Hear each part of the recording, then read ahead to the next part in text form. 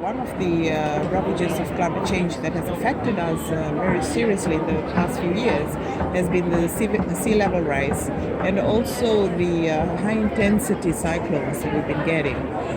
You know, the climate change impacts on everybody, but women become more vulnerable because of the kind of activities that we get involved in.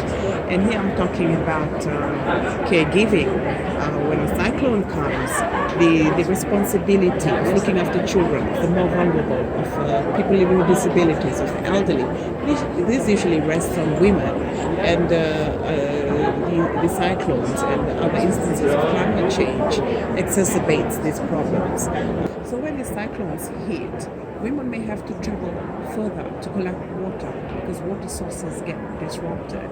And again, safety issues come into play.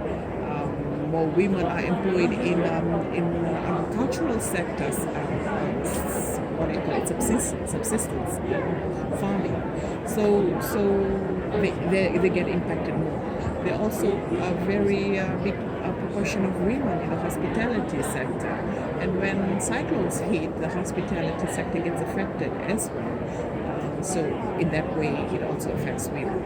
So yes, I think it's a trend that's there all around the world.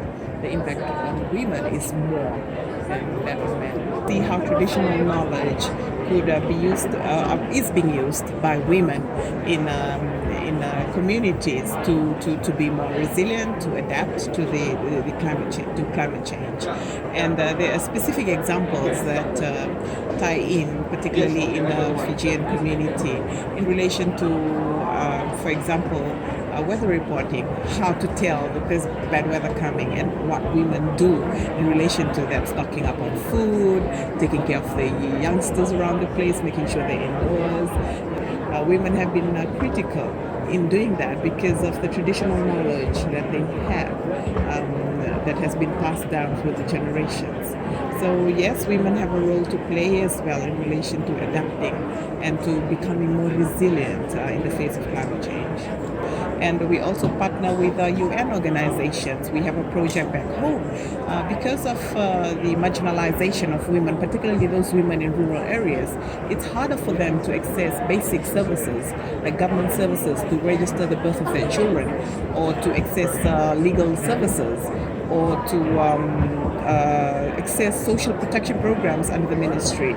So what we do, we've partnered up with the UNDP and other government services that provide these core services to people. And we see that women become one of the major users of these particular services. There are other examples, but those are some of the major ones that I'm very passionate about. You know that one of the main aims of the Sustainable Development Goals is to not leave anybody behind. And in order to do that, we need to tailor, custom make these policies so that we address the special needs of women.